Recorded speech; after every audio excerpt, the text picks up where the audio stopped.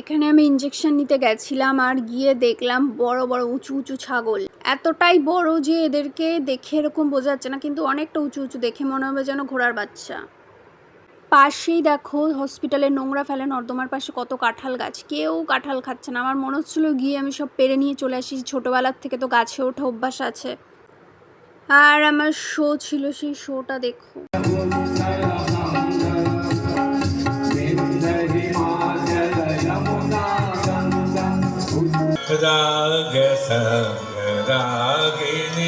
দুদিনের শোয়ের ঝলক, হেয়ারটা আমার দেখতে পাচ্ছ পুরোটা এখনো শুকায়নি।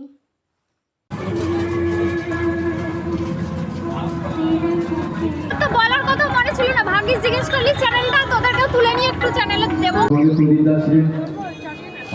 এবং দুটো ভাই ছিল, বললো দিদি তোমাকে তো এর আগে পৌঁছে দিয়েছি। আমার মা বললো কবিতা বলা হয়ে গেছে, ব্লগ করছিলে তো চ্যানেলের নাম বলো, এই বলো এই বলো। বললো আচ্ছা ওখানে প্রোগ্রাম শুরু হচ্ছে তো। হ্যাঁ, আর আমি শাড়ি থেকে টোটো করে একাই যাচ্ছিলাম, পড়ে যাচ্ছিলাম পুরো। নামার সময় রোড সাইডে তো, এবার রোডের নামতে হবে, এত ভিড় হয়ে গেছিলো আমি নামার সময় উল্টে পড়ে যাচ্ছি। শাড়ি নিয়ে গরমের মধ্যে যে ঘামিয়ে কি একাকার অবস্থা হয়।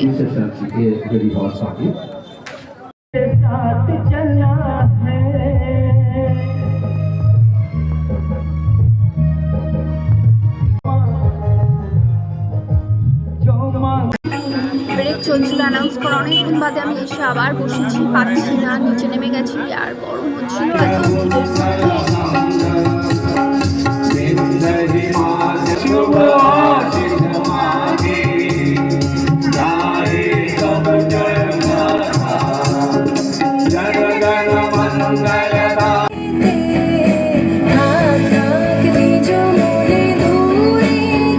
আমারটা অলরেডি আর কত শোবো বলে আমি বাকি আমি ক্লাস করেছি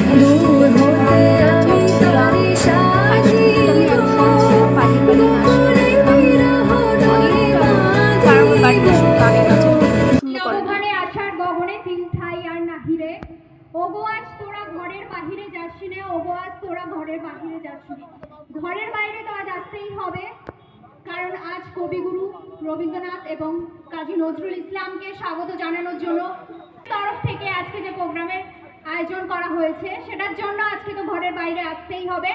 একটু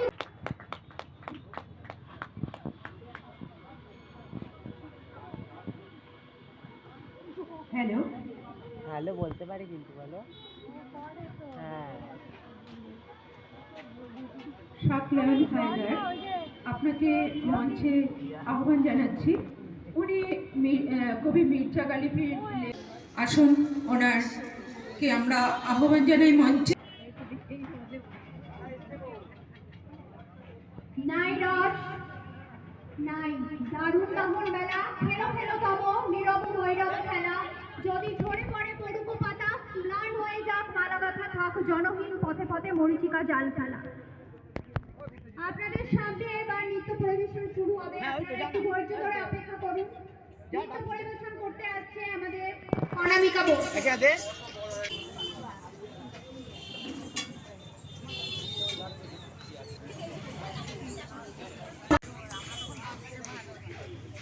আষাঢ় শ্রাবণ মানে বৃষ্টির ছোঁয়ায় মন মানে না, মন তো মানতেই হবে। আর তার সঙ্গে হাততালি চাই প্রত্যেকটা নাচের সাথে। কি পাবো তো একবার হ্যাঁ শুনতে চাই? ঠিক আছে, চলো শুরু করা যাক। পরিবেশন করবে শাওন গগন ঘোর ঘন ঘটা সম্পূর্ণ অধিকারী। এখন নৃত্য পরিবেশন করতে আসছে আমাদের গলার স্বর, প্রতিবাদের ভাষা, ভালোবাসার মৃদু স্পর্শ, আবার কখনো ঝড়ের মতো। ইউটিউব ছিল না বলে আমাদের তারানা যে স্কুল আছে, বাবার সবসময় ক্লাসিক্যাল গানের যে প্রোগ্রাম আছে সেগুলো আমি কোনো দিনই দেখাতে পারিনি। হ্যাঁ, আগের বছরটা আমি অন্য একটা চ্যানেলে পোস্ট করেছিলাম। এই চ্যানেলে আমরা যত ব্লগ আছে, ডেলি ব্লগ আছে, সেগুলোই তোমরা দেখতে পাবে। নিউজ চ্যানেলে পুরোটাই গেছে এবং তোমরা দেখতেই পাবে যে প্রত্যেক বছরই, অনেক বছর থেকেই, এটা এখন নতুন নয়, যে গভর্নমেন্টের দ্বারা যেগুলো হয় সেগুলোতে আমাদের ফ্যামিলিকে ডাকানো, আমাদের স্কুলগুলোকে।